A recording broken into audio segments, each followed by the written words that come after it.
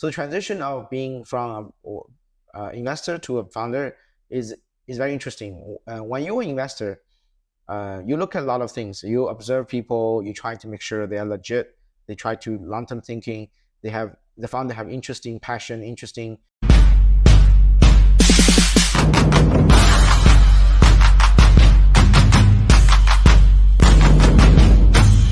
This podcast focus on the project for startup from zero to hero. And we also share the amazing story from the journey of all amazing founders for the startup in Web3. So thank you so much for joining us today. And I know that you have created amazing journey in Web3 since the last years. You moved from working for Polkadot, from Polygon, and also you managing the Lucid Blue Ventures, and also invest in many projects, and now even transition to become the founders. Can you share more about your Web3 journey from the beginning to now? Thanks, Karim. First of all, great to be back in Vietnam again. Same location, pretty much same group of people, same conference, same industry, but also different era, right? From bear to the bull. Things change a lot. And I would say last 2 years definitely changed a lot. Last 2 years ago, I came to Vietnam. It was actually your event, East Vietnam. I was fortunate to get invited by you as a speaker. It was a very short workshop, and I got to know a lot of people in person. I know for many years. Yeah, as you said, I've been in the space since 2015. And so briefly about me, I'm born and raised in China, mostly in Shanghai and Hangzhou in my childhood. I did my bachelor and undergrad in Beijing, and also 2 years in Disney. So I get a chance to really understand American culture, working deep dive full time in Disney World for 2 years. And I feel like my study was not enough, or not sophisticated enough. That's why I applied for a master's degree. I studied behavioral finance in Netherlands. That's how I started my crypto journey. So I had my brief startup about industrial design before crypto. I sold my shares and started joining an accelerator called a Rockstart. So that was 2010 to 2016, 6 years in Amsterdam. I bought my first Bitcoin in 2012. It was literally through a very random ad hoc kind of Amsterdam Bitcoin meetup. So people were sharing about what is FPGA, what is proof of work.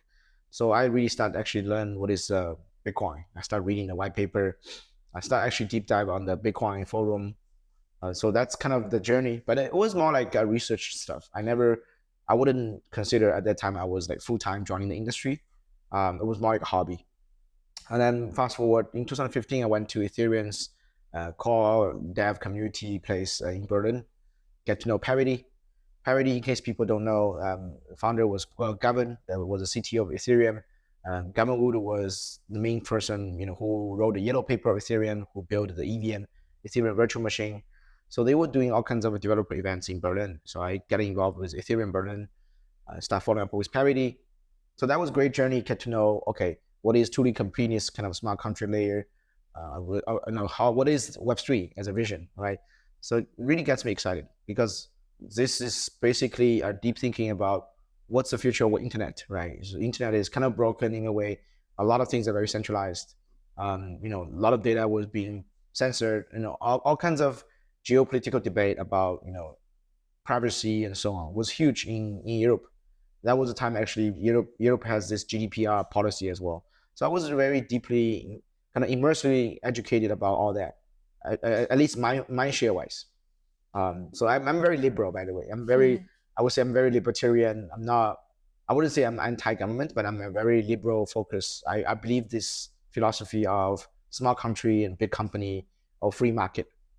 That's also part of the philosophy of how we are building Bitlayer and the ecosystem as well. So as you mentioned, I worked in Polkadot before. So I was kind of just as a true believer of Polkadot as an investor. So I pretty much put all the money I had, not too much at that time. I sold my car and started just diving or went all in on Polkadot. In which year? 2017. Okay. So the government would launch the white paper. I jumped on investing in the first round.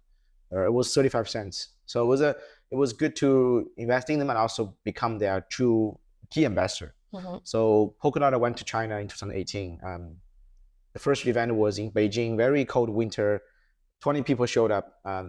Gavin and Ryan Zero was there. They couldn't speak Mandarin. They don't speak in Chinese. The audience don't understand English and so on. Gavin wants to talk about on-chain governance for the future and so on. So I volunteered to be the interpreter. So that was the first time, and I was like, okay, try to be useful, right? And be the bridge between the East and West. And I have the aligned interest because I was their investor already. Among that 20 people in the audience, 12 of them actually started a project in Polkadot afterwards. We invested 10 of them, 10 within 10 of them. Yeah, some of them actually become quite successful. For example, Fala Network, Linton Tree, they list on Binance in 2020, 2021. So that was a great journey. Get to know Polkadot, right? So fast forward, now I'm building things on Bitcoin. I never claim I'm a Bitcoin OG. Yeah, I was not, right? I bought my Bitcoin early, but I sold early as well, right? Not like I didn't do like mining. I didn't do Bitcoin research and dev since 2010, which we have some people like that in our investor cap table. Absolutely great to have those kind of legend. But my journey is mostly on Ethereum. Ethereum have this great philosophy of infinity garden, and I will still argue Polkadot, although it's not 100% Ethereum, but it has a lot of Ethereum philosophy in the early days because Gavin was the main guy building the tech, right? So the whole interoperability was there, right? That was a key essence for Polkadot. And in 2021 on Polygon, that was kind of the main journey, right? Deep dive with 100% aligned with EVM, 100% aligned with Ethereum. So I was the first employee in Polygon. And that was kind of before COVID. And Sandeep and JD, Ajura, 3 Indian founders, and they had a rebrand from Matic to Polygon. They list on Huobi and on Coinbase and start deep dive global expansion. So they acquired a team from Europe. So Mihano became the first co-founder. They start really deep dive and growing fast. The FDV went up quite a lot. So when I joined them around there was like 3 billion, and the all-time high is 30 billion FDV. So it's quite a rally they had already from 200 million FDV. And people are already talking about, okay, we need to grow the scaling solution around Ethereum, right? So Polygon really gets me this chance to become the main stage player. If I consider Polkadot was a good round for me as an investment return and also as an ecosystem ambassador or builder, Polygon let me become more official, right? So I was the official head of APAC, running the APAC BD and the DevRel team. So all-time high was managing 50 people. I managed to brought like 600 projects to them. That's amazing. Yeah, it was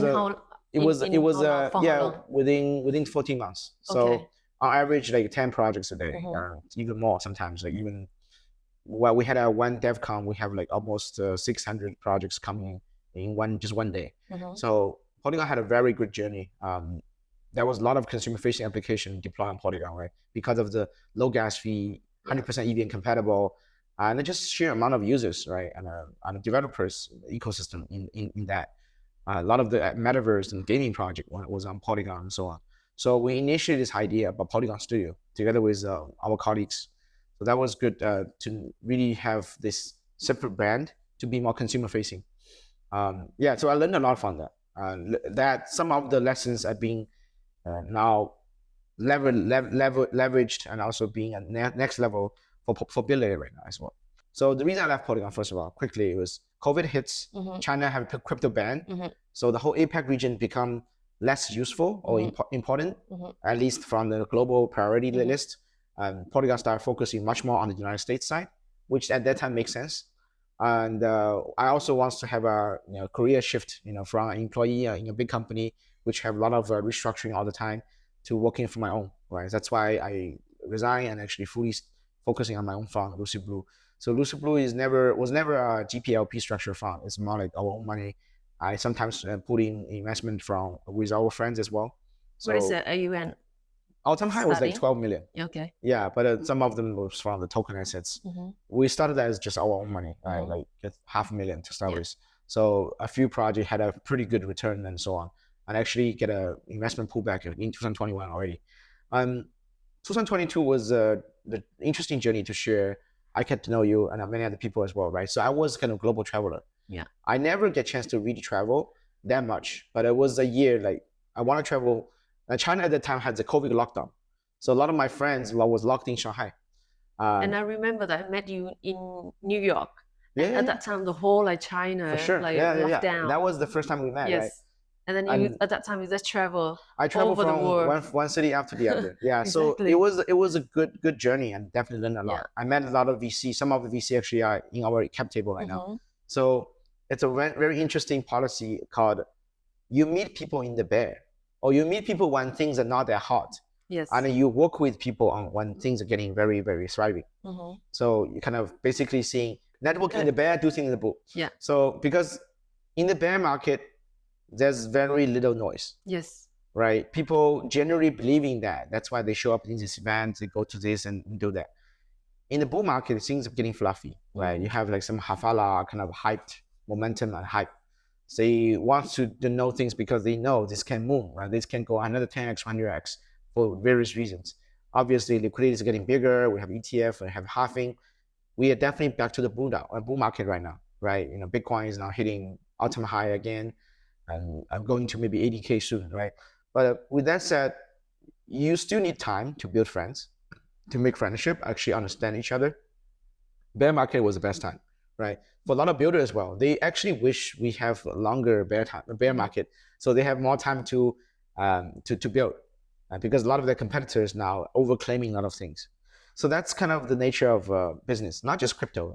Every industry, right? When things are getting hyped, things are getting cutting corner. Meaning, a lot of people claim they have done this, achieved this, but still work in progress, right? So that's kind of what we're seeing. If I'm wearing my investor hat, there's a lot of projects a bit overclaiming, right? So that's something I'm on the builder side. I was trying to be careful and don't do that, because that's it's not necessarily even ethical, right? So but 2022 was a great journey. I was traveling from one city after the other for almost 7 months. Yeah, it was a long journey from East Denver all the way after NYC, and I stayed in Miami for like 3 weeks. I'm actually met the mayor of Miami at that time as well, Francis Suarez.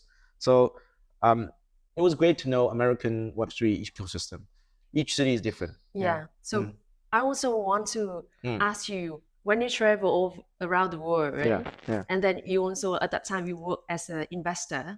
So what is the difference that you see from the project from Asia and also like from Western side? And also like what is the misconception that the investor they see about the Asia projects?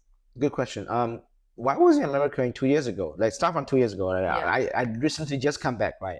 I came back from New York to Ho Chi Minh yesterday. Also quite different now from what I'm seeing in America. 2 years ago was definitely this little toppy, pre-crash kind of.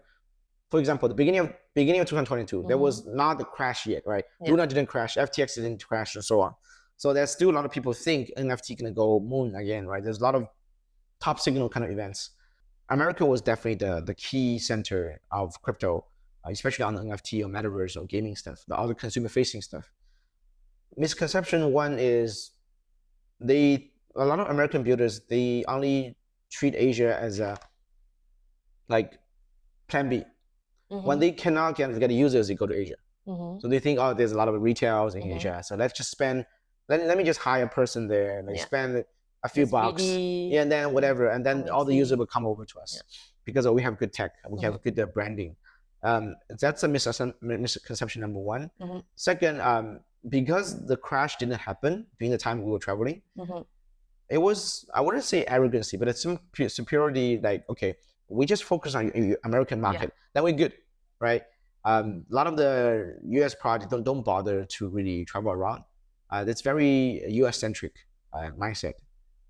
And for a lot of Asian projects to went over to the United States at that time to pitch to VCs, I think they have a hard time to get investment. The Asia strong kind of feeling and the vibe was not there, and way less than right now. And that's kind of good for us now that I'm doing a project and we're still a very Asia centric, engineering team, and I'm based in Singapore as well. We managed to get our US VCs, quite a lot of them. So that there's no that kind of bias. 2 years ago, I definitely think that was the case. There was a lot of GP was raising money at that time. 2 years ago, they managed to raise kind of drinks to the top signal, the top period before the crash. So that was good. And those are the funds actually now still active because they raised money they invest some good project doing the bear in the low valuation, and now some of the project becomes successful, right? And so they have good return on paper. Some of them are going to go launch their token soon this year or next year. So I think those are the VCs actually doing well, and those are the VCs actually going through the whole tough 2 years, right, of bear market. I think what we met in NFT NYC, right, during that period, for me, that was definitely the top signal. Most of the NFT start really crashing right after the event. Yeah. And I went to some events, like I remember one event, I really gets me like start selling a lot of my NFT portfolio as well. My personal NFT was the Goblin event. People were mimicking some kind of weird sound on the streets. Like some people were literally just get so drunk, they were doing that with some homeless people. It was like very, very a lot, like over the top. And some people were very not happy because they couldn't get into the side events. Steve Aoki showed up. As usual, with all due respect, Steve Aoki has been considered as a top signal everywhere. It happened again. So NFT NYC was basically the peak of that cycle of NFT on Ethereum. Since then, everything started crashing, right? Celsius crashed, FTX crashed. That was kind of the history. A lot of things didn't work, basically. A lot of things people thought they can be mass adoption, never really happened. A lot of the product market fit was a bit superficial. There's no retention, there's no stickiness, there's no loyalty. Users start complaining when price goes down. And of course, obviously, all those liquidity getting drained out, right? Because of the DeFi pools really stopped the whole avalanche of crash, right? So things really getting bad. Yeah. For me, that was kind of the reason. Like I feel like, okay, being an investor, looking at what we are in the bear market, I couldn't do so much. And I couldn't really find really good long-term infrastructure projects that I could invest anyway, like what I found in Polkadot, that kind of level. And then one interesting stuff happened, which is Ordinals, right? Early 2023, Ordinals came out, right? Casey started this Ordinals protocol. He would make it open source. And then later on, Domos created the BRC20 token, right? Early 2023.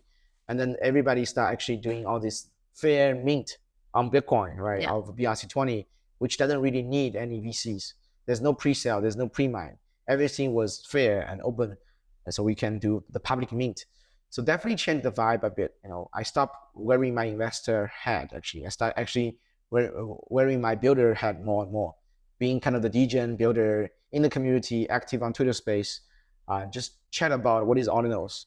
We were chatting about Bitcoin DeFi summer at that time already, but you couldn't do that in Bitcoin layer 1. And all this narrative, all this primitive eventually leads to me to thinking how to build a scaling solution around Bitcoin.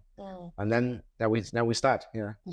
That's interesting. But before we jump into Bitlayer and also like why you started the project, I also want to talk a bit more about the transition from investor to the founder, because that is very interesting.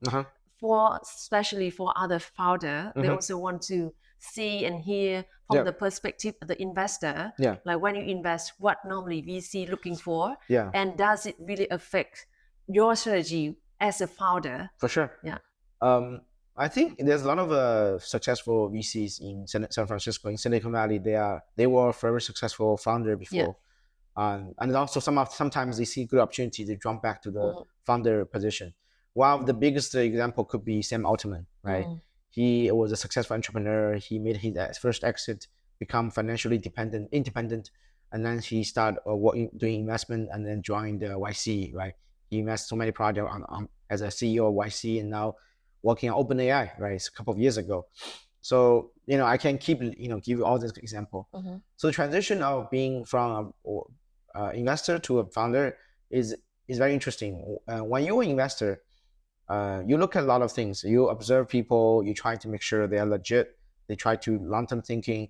The founder have interesting passion, interesting skill set that are unique compared to other people, right? You need to find a way to pick your horses. You need to find a way to pick your battle, right? You guys need to understand what are the sector that you actually are good at, right? Then you can be the sound, smart, value-adding investor, not just some random dumb money, right? And that's kind of the normal question every founder will ask investor when they are having these investment pitches. So what is their added value, right? As an investor, how you can help us? So that was the question I got asked a lot when I was like running my own Lucid Blue Ventures fund, sometimes doing angel investment. Founders asking me, "Hey Charlie, how can you help? How can you help us? What would be the synergy besides you write us a check, right? So on." So I invested among all the over 80 projects I invested in last 7 years in the Web3 space. So what is the biggest success? The biggest success, I think, the one was Polkadot, right? Okay, I mentioned, I definitely. made over 100x on that, and also the long term, learned a lot. Some of them I made short term, but also low cap, but at very high ratio. Like some gaming project I made over 600x. So that was crazy bull market in 2021. And obviously there are some projects still they never get a chance to launch their token. So basically return is zero, right? And due to various reasons, they have to pivot, and then eventually the company died and so on. So being an investor it's always challenging in a way. You need to filter out a lot of noise. You need to actually find the hidden gem in the middle of a haystack. Sometimes you get pitched by so many people. A lot of people randomly send you decks, right, from one way or the other. And because crypto is global, you get to meet and know people from literally all over the world. Like the other side of the world, right? Some country you never meet, you don't even know there's a country exists like that. And that people from that country actually wants to build something, and they expect you to invest in them without meeting people. So I actually literally was investing in a lot of things very natively. So a lot of the founders, I didn't get a chance to meet them in person, but I invest them. And then after a while, even they launched the token, through some events, I met them in person. Okay. I was like, yeah, so that's kind of that. But a transition from founders to builder is very different, right? For me, it was like taking all the lessons learned, meeting all the good founders and some of the bad ones. Bad meaning like they didn't do the pitch properly, or some of them just have a bad behavior, right? They misuse the funds, all kinds of things, even doing some not really a bit shady stuff, right? So those are the founders I wouldn't agree, and I definitely want to avoid that. When you're being a founder, you are being observed, you're being challenged, you're being watched by many people, right? So whatever you do, whatever you say, carry weights. You carry weights for your employees, for your partners, for your investor, and also for now with media, like with all kinds of things, right? So you need to be careful what you say.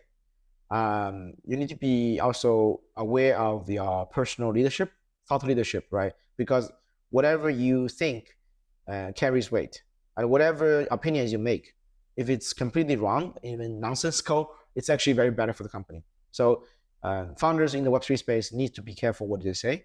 They need to not overthink, but at least they should think twice or even 3 times before they really properly make a statement, right? And certain things which are very, very controversial, and so that's very important. It's first thing. Second thing, pick a battle, right? You only have 24 hours a day. You need to prioritize a lot of things. There's a lot of things that generally not that important or urgent. You need to keep them alone, right? And there's a lot of things you think that are important, but actually not. There's a lot of distraction, for example, basically. So being an investor, you can be chill. You can kind of floating around, right? Talk to this person, talk to that person.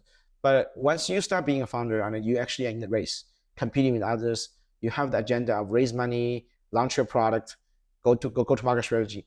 Time is ticking every single time, right? So be very mindful about time. Don't waste time in some not that valuable things and events and people. Is actually a very key lesson I learned from, like, compared to when I was running my fund. I literally genuinely want to meet everybody, right? That sometimes you don't necessarily need to meet them, but they kind of just want to have a catch up. Now, as a founder, we have very specific discipline of time management, right? Sometimes we are very ruthless about that, because if you just keep adding up all the time waste, it's a lot of energy waste and time waste. That will eventually lead to exponential difference. So we managed to grow so fast because of that. We get a lot of things efficiently done, and we are always being very mindful about our time. Yeah, that's great. So why you start the journey with Bitlayer? Yeah, what is the mission that you want to achieve here? Great. So before I talk about Bitlayer, I want to talk about my philosophy and my thinking about Bitcoin. Yeah, Everybody have different opinions, but I think, first of all, in crypto, if you don't even know Bitcoin, I think there's some problem, right? So let me put it that way.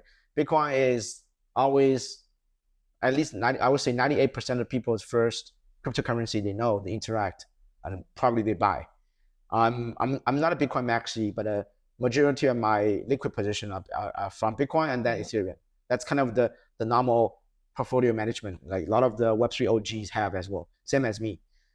If you don't believe in Bitcoin in the long run, there's a fundamental problem about how you believe in this industry. So that's my statement number one. Bitcoin has been there. Bitcoin didn't really change that much, except a few hard forks in the last 15 years. Bitcoin has been programmed to have this 4 years halving, which we just had last month. It's 21 million total supply, 15 minutes per block, right? Proof of work consensus. It didn't really change. The price changed so much, right? Increased from the very beginning Genesis block to now like over 1 million times. Now we're talking about build on Bitcoin, right? So yeah, before they say that Bitcoin is just useless, like no utility, and now you. But Bitcoin had no utility because the infrastructure was not ready. Yes. Before Vitalik wants to start Ethereum, right? He wants to do something on Bitcoin. It didn't really work, right? It was early days in 2013 and 14. A few other teams actually had multiple attempts as well. Colorcoin was one of that, and then later on Rootstock and the Stacks. In consensus, I met the founder of Rootstock, had a good chat with them. We're doing something a bit similar and a different approach on the Bitcoin BVM stuff. So among the whole journey of Bitcoin, there's multiple attempts. We could fairly say they all failed. Not nearly as close as Ethereum, but Ethereum is outside of Bitcoin, right? It's completely its own chain, with its tooling completely smart contract layer and so on and so forth. So, but the whole philosophy of bringing adoption back to Bitcoin and around the Bitcoin ecosystem has been kind of floating around within the Bitcoin community for many years. But why we need to bring it to Bitcoin, not instead of building on like Ethereum, which is like very focused on DeFi? It perceived as more precious, more prestigious stuff, right? So that's part of the culture. And the Bitcoin culture will only get stronger and stronger because of the halving, because of the whole community and so on. Everybody knows Bitcoin. So it's just generally great to build things on Bitcoin in the long run. It's part of the long-term strategy. There's a lot of other new monolithical proof of stake proof of stake kind of layer ones coming along, right? We have Barachain, we have Monad, we have a bunch of others coming along. But I would argue if we can only pick one or two companies that can 100% survive 10 years later, if I can only pick one, I would say that's Bitcoin, right? Bitcoin is not a company, but they will 100% survive 10 years later. The others, I honestly don't know. Things going so crazy every year, right, in the crypto space. So for me, like to choose between working something on Bitcoin or working on other ecosystem is an easy choice. Especially after I enjoyed the whole journey of Ordinals last year, right? So making history for Bitcoin is like a huge vision, which inspired myself, inspired like the team members, and also the ecosystem as well. I can look in the mirror and look down maybe like 20 years later, I made a good choice, right? We maybe did something for the part of the Bitcoin ecosystem and Bitcoin history. Yeah. Let's talk about, building on Bitcoin. And we also see the past years when, a lot of DeFi project, a lot of, project building on Ethereum, and also the survival rate is very, very low after years. And many of them even disappear. Yes. And then what you can learn from that when you're building the new project on Bitcoin. Yeah, I think it's a cold hard truth, right? Building things as a startup is always hard. The success rate is always minority, right? Like a lot of the projects will never make it. That's the whole cold hard truth of entrepreneurship. Yeah, it's not even Web3, not mention DeFi. And a lot of the DeFi project in Ethereum after a while become just copy paste, right? From one layer 2 to the other, and from one layer 1 to the other, even, right? Not just Ethereum. They just do the same thing, very little innovation, almost maybe zero innovation, right, to other different chains. So I see that in Binance Smart Chain and a bunch of others as well. That happened in 2021. It's gonna happen, but I think for us, why Bitcoin now? Because again, I talk about Bitcoin culture, right, which is very unique compared to Ethereum. which is very intrusive and also have a strong, have a strong potential. Second is the liquidity. At the end of the day, to become a successful DeFi protocol, you need to find a way to tap into liquidity, tap into the user base. That's on the supply side and demand side. For any projects across like stablecoin, CDP model stablecoin protocol, you need to access to the collaterals, right? For lending, you need access to liquidity, borrower and lender. For PerpDex, you need to access to the liquidity provider and also the traders. Money market fund, you need to access to the money market provider, and so on and so forth. At the end of the day, there's around 10 category of primitive across DeFi. That's already kind of there in Ethereum. Ethereum, I mentioned, have this liquidity fragmentation problem right now, right? And also a lot of the DeFi on Ethereum has been saturated. So kind of a lot of things being there, down there. Whereas Bitcoin, it's blue ocean. Now with the whole new layer 2 infrastructure things getting ready, which is also EVM compatible. It's an interesting opportunity for a lot of the DeFi builders to tap into Bitcoin culture, Bitcoin user base, and Bitcoin liquidity, which is bigger. If we manage to really unlock, activate, let's say just 10% of the existing Bitcoin liquidity, who has been using mining Bitcoin, sitting in the cold wallets, doing nothing for almost 10 years, right, or 15 years. It's a massive industrial shift to make it more programmable industry, because Bitcoin has been like this yield bearing assets, right, since the beginning, since the genesis. So it's an ultrasound money. But if we talk about money, we talk about assets. Assets always needs to seek for yield, right? It's the nature of finance. But in Bitcoin ecosystem, because of nature of trust minimized, right? And all the miners, they don't trust anything, and they don't necessarily know there's a yield pop opportunity. So all the Bitcoin never put into any staking protocol. They're never being utilized as any trading stuff. There's no liquidity pools, right? All that, which should happen from the very beginning, even before Ethereum happened. But because of lack of infrastructure, it never actually happened. Right now, this is an opportunity to tap into that. So the Bitcoin I own, I have had any interest, right, in the last couple of years. It's been sitting on my cold wallet, right? Some in my hard wallet. That's it. There's no interest, right? There's no yield, right? So for people who get used to that, it's okay. But I think the nature of seeking yield is just human nature as a part of the business. So if we manage to unlock 10% of liquidity on Bitcoin and provide the whole suite of DeFi products, right, on-chain financial products for all the Bitcoin holders, without setting up Bitcoin to access to certain yield, and if the yield APY or certain of the rate is actually pretty attractive, we believe there's going to be a certain amount of people tapping into all that, right? And of course, we need to build a more trust minimized way to operate across bridging and also the layer 1 verification to make sure it's secure, make sure it's decentralized. So it's not like managed by a certain party and so on, right? So people don't trust that. So all these are still work in progress. But if we manage to get that, we're going to see a lot of Bitcoin be fully utilized as a programmable liquidity provider, not just ultrasound money sitting on the cold wallet doing nothing. So I think that's a key exciting stuff in the next couple of years. We see all the craziness happening on Ethereum, the good part especially, and then we can bring the whole Bitcoin renaissance on a Bitcoin ecosystem. Yeah. So what is your biggest challenge when you build Bitlayer? The biggest challenge right now is there's a lot of challenges. The biggest one I think right now is the misconception, right? We're still a very young, very early stage company, but we grow so fast.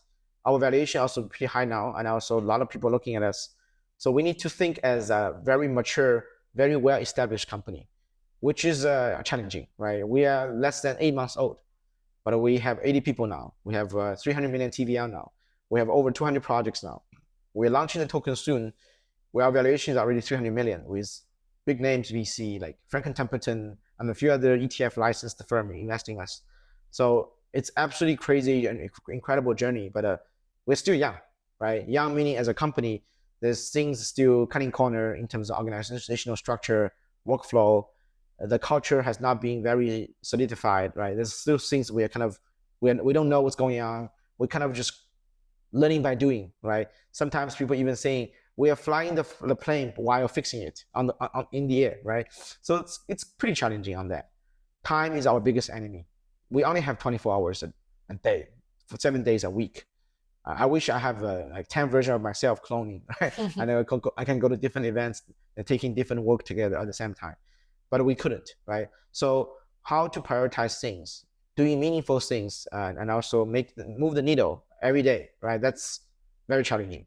And I think we fortunately managed to get a lot of things done at the right time. So the momentum has been great, but we still want to grow. I wouldn't say faster because we're being fast enough. We wanted to grow better, right? So that's the stuff we need to improve in terms of branding, in terms of storytelling, in terms of quality of the service, in terms of some of the technical features of the network, and obviously attracting the best founders in the space to build on top of us. Yeah. So how much you raised for the last round? So that's on the already public information. Yeah. So in case people don't know, we raised the seed round 5 million out of 80 million valuation, led by Framework, ABCD, OKX, Stockware, a few good names. Actually, a lot of them are half of them are in the Bitcoin space, half of them are actually on the non-Bitcoin space. So Stockware is one of the biggest ZK company. We are their first Bitcoin ecosystem project. Framework as well, very, very well-known DeFi investor. They had a very great success run in 2020 in a DeFi summer. We are their first Bitcoin projects as well. So now we're in the Series A round, basically trying to tap into the institution. So that's kind of our the major brand upgradation, or what we call this narrative shift as well. From this early nerdy, just focused on tech and focused on BDM research group, now we're using the technology. We want to empower Bitcoin DeFi and as a big suite of on-chain financial products to institutions, especially on the ETF licensed firm. So Franklin Templeton already investing us on the Series A round. We are talking to a few other ETF licensed firms from the United States. Those are the household well-known TradeFi institutions, over a couple of $100 billion, even over $1 trillion AUM. And they already have quite a big exposure on Bitcoin. So they are actually giving us request and demand on what kind of things we need to build in our ecosystem, so they can tap into their liquidity provision and to getting more yield and so on. So that's basically give us this major shift from retail developer driven to even level up to the institutional grade kind of level. So I think moving forward, we're exploring how to work with other major ETF licensed institutions. Yeah. So from the stage, like building from sketch, moving to scalable sketch, to institution, what is the philosophy, personal philosophy you adapt to your strategy into the business and during different stage? I think no matter it's retail from random country in like somewhere in Asia or some in Africa, right, or to the major well-known household institution in United States, like Franklin Templeton. A couple of things as first principle, it's universal. One, you need to deliver a secure, robust infrastructure to let people have good user experiences. And the experience can be from B2B side or B2C side, right? So company has different requests, retail has different requests.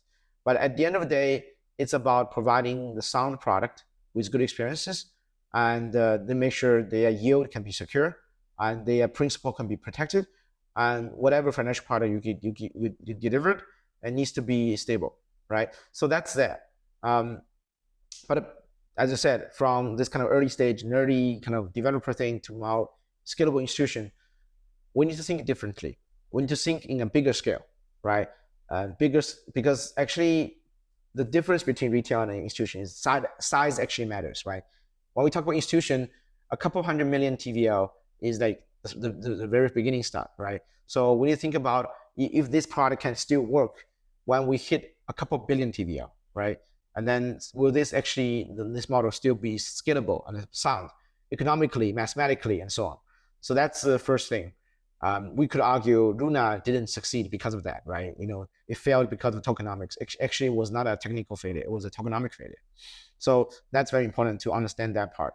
Second is the branding, the whole tone of voice, the whole messaging need to level up, right? We need to be very careful about what we say. We need to not just be more random, spontaneous, even meme coin kind of style, because we are interacting with some of the seriously professional people from the TradeFi backgrounds, used to working Wall Street and so on. So that's different, right? Not some random nerds who just want to have a chit chat with you. It's quite different, right? So the way you communicate about your vision, your value proposition, the way you explain your product, and about our infrastructure, about our on-chain financial products, the DeFi protocol built on top of a Bitlayer, we need to give them a bit different version of communication. It might sound like it might be eventually the same thing, but I think the whole packaging needs to be different. And also the way how you get the message across to the audience, it needs to be different. Yeah. So let's go back to the raising fund for a while. Sure. You raised 5 million for how For the long? seed. That was 3 months ago. Yeah. 3 months. So for the last 3 months, it's also not too easy like during the pool, market, and you can raise quite fast for 5 million, 3 months. Yeah. And also, the seed round was finished within 3 weeks. Oh, 3 weeks. Yeah, but it was 3 months ago we announced it. Okay. Yeah. So that's amazing. 5 million within 3 weeks. Yeah. Is it because of your relationship as investor before with other VC? Also like HAPS? Yes and no. I think it was really about we happened to build and actually get the right message across to the right people at the right time. Timing is everything, right? You can be the best founder in the world, deliver the best product. If you're in the wrong timing, things doesn't work. So I wouldn't say I'm the number one founder in the world. I wouldn't say we're the best team in the world. There's certainly certain team and the founders actually are really great as well. We were lucky enough to present to a lot of the right founders or investors at the right timing. And also at that time, there's still already certain teams actually being successful in the Bitcoin layer 2 space. And so there's just a lot of VCs are looking at, project like us. So East Denver was a very good week for us I managed to pitch to over 30 VCs and our deck being shared by a lot of people. So that was the reason, sort of, right? We have a very good track record, and we know what we're doing, and our approach is very unique, focused on BVM. We're the first team doing research on BVM, so on. So that's that. But now that we are on the Series A round, right? So three months later, we have the white paper, we have the mainnet, we have the traction. So what makes us different, and also we can justify a much higher valuation only after 3 months? I guess it's sheer amount of the growth, right? The growth momentum, how we managed to grow the team, grow the whole ecosystem in such a fast pace, and actually in fairly good quality. A lot of people are saying good things about us. We deliver the branding message in a very effective way. So that's kind of where we are. We've been growing very fast. Yeah. If you have one tips for other founders when they start the journey, especially for raising funds for the beginning, because I heard so many feedbacks from other protocol and foundation that Asian project, they have really good products and they can build very fast, very good quality. Yeah. But the way that they approach the protocol and foundation or even VC, that's like very scammy, even that they are not. True. So yes. What is the lesson or what is the tip that they shouldn't do if you choose one? I think, well, first of all, it's a very good question. And also I need to make a comment on that. It's not just the Asian founders, they do things in a scammy way. And also because of the whole global perception. Because of the past, there's a lot of scammy Asian founders, right? That's an unfortunate case, but that was reality, and statistically tell that if you are Asian founders, you're kind of in this bucket, in the legally speaking, called you were guilty before you prove not guilty. Yeah. Whereas in the majority of the world, right, in the legal jurisdiction, everybody's not guilty until you're found guilty, right? So if people perceive and assume you're guilty, like you need to prove yourself you're not scammer. When people assume you're a scammer from the very beginning, it's very hard. Like you need to constantly deliver things and people don't trust you. So that's the reality of a lot of Asian founders right now, which is unfortunate. When they present to a lot of the Western VCs, people generally don't trust them until somehow with the behavior, the action or traction, prove they're sound, they're legit, right? Whereas a lot of the Western side, they can take things for granted. Okay, you're from Harvard, you're from others, then you must be legit. So whatever you say, whatever you do, we will generally trust you. So that's kind of the unfair part. Some of the Western founders have a bit unfair advantage, but obviously that unfair advantage can only get you that far, right? So there's a lot of Asian projects managed to get all the top VCs in the world, managed to deliver super great ecosystem of products as well.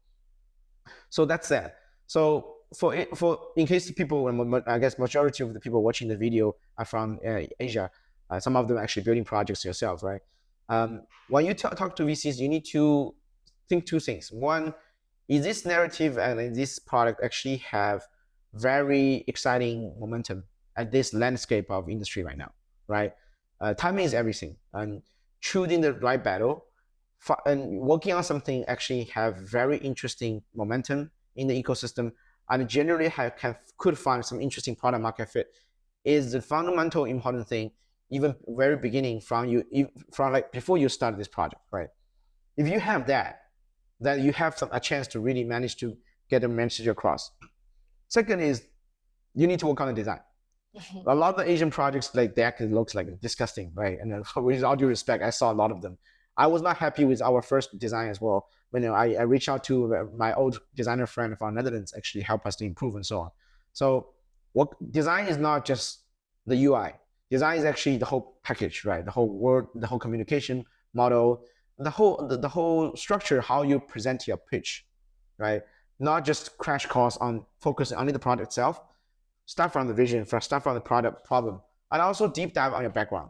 Because a lot of the Western VCs and Asian VCs as well, they generally want to invest in the founder first when the project is so early stage, right? They want to know, are you the person, maybe 2 or 3 of you as the co-founders, they worth their bet, worth them to take the risk at such an early stage? Because it's like chicken and egg problem, right? You don't have the traction to prove you're legit. The only thing can showcase when you're so early stage in the pre-seed stage to the investor is actually your track record. It's actually the way you think about the world, your vision, your tenacity, your personal character, your certain the way how you comprehend things, the way how you think. So those are all important stuff, right? If the VC, the investors see something, some juice in you, right? Something unique about you, either it's hard skill or soft skill or certain track record or experience, and they want to bet on you. I bet a lot of founders when they were early stage have no product, no model, because they were so early, right? And obviously that's how investors make money, investing in early stage project with very low valuation, right? So I think that's a very important tip. Before you get on the presentation call, be mentally prepared on a lot of hard questions, and also when you don't know the answer, just okay to say, I don't know the answer, I'll get back to you. Don't making some bullshit up on the call, because people can see it through. Don't assume the investors are so dumb, especially the ones you really want to actually get them on the cap table. You should think they are smart enough to actually see your bullshit. So if you don't know the answer, just say you don't know. I will get back to you. Or maybe you say you are still working on it. Do not overclaim. These are the things we've been saying and been doing, and I actually feel a bit disappointed to the space. There's certain player in our sector as well. They overclaim a lot of things, meaning they haven't achieved this, but they just say they did that, they did this, they did that. So all this overclaim has been a bad thing, a bad act in the industry for a long while. So I think more and more VCs don't like that, don't appreciate those overclaim. So be careful on that as well. Yeah. So is any mistakes or failure, maybe this at that time, at that moment, that you see that you would like to change if you can during the Web3 journey, and why? A great question. I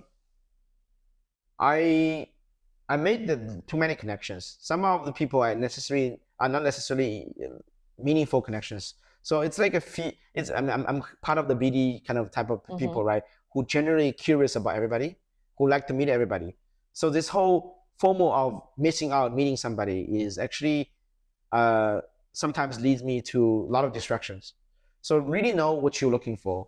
Be laser focused, especially as a founder, is super important. As I mentioned, you only have 24 hours a day. So you end up with taking a lot of unnecessary calls and something not aligned with what you want to do, and not being laser focused enough is actually a big killer in terms of the success of a project. Yeah.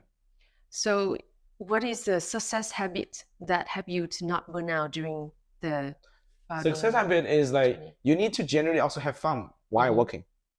So work is part of the life. The whole work-life balance is completely a luxury. It's not even possible. As a Web3 founder growing in such a fast-paced industry, there's no work-life balance. Your work is your life is your work. So find a way to enjoy work is very important. If you really treat work as a work, and actually you have hard time even to consider doing that, that might be a bad signal you want to start your own company. So you generally need to mentally be prepared and also take your work as part of things you enjoy doing and also have fun with it. Yeah.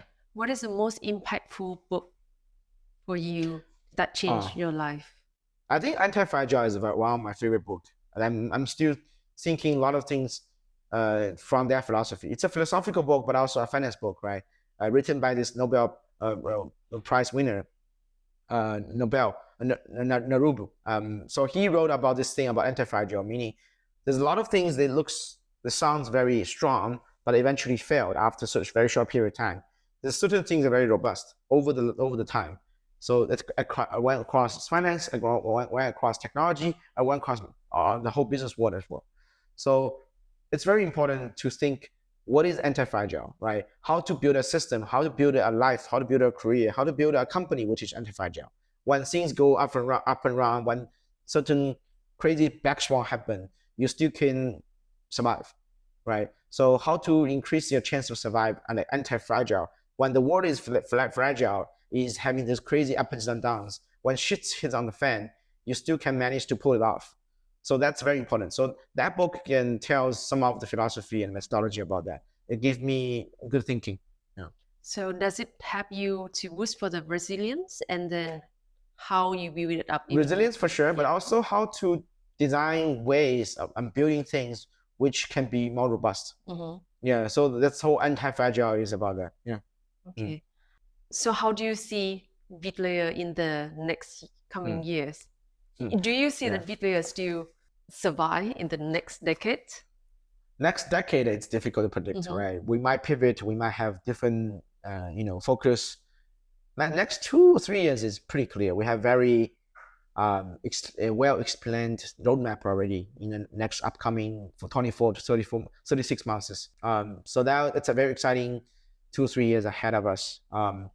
With the way we grow, I mean, I'm pretty confident we can grow to a very big ecosystem and be an important player to provide value to the developer, to the users in the Bitcoin ecosystem. 10 years is very long. People like to use this word. I like to use it as well. People always overestimate the impact of a decade, but underestimate the impact of a days. So every day matters. So for us as a startup, we always think about what's very urgent and important in the next 10, next 30 days. Focus on that and be anti-fragile, meaning we are ready for all kinds of things happen, black swan, crazy uncertainty things, and we embrace that. For the things we cannot really predict, and it's so far away, especially in the crypto space, like 10 years, if we have a North Star, we just hitting there, it could be very zigzagging, even go backwards, detour, roadblocks. But as long as we're growing to that way, overarchingly, we are going to that direction, not completely to the opposite, that should be fine. So hopefully next 10 years later, let's say, Bitcoin have 100% Bitcoin will survive. We're going to have a very big industry. We already have a mass adoption. Decentralization world will not necessarily be just a luxury, but actually reality one way or the other. We're going to see multiple key ecosystems still being very thriving. Hopefully we are one of them. If not, we still manage to deliver value, deliver products that can be useful. That's already good enough. But I think, Bitcoin will survive. Web3 as an industry will survive. We're going to see all kinds of Web3 products 10 years later. Yeah. Okay, that's great. Thank you so much, Chapley. Thank you, Queen. Thank you.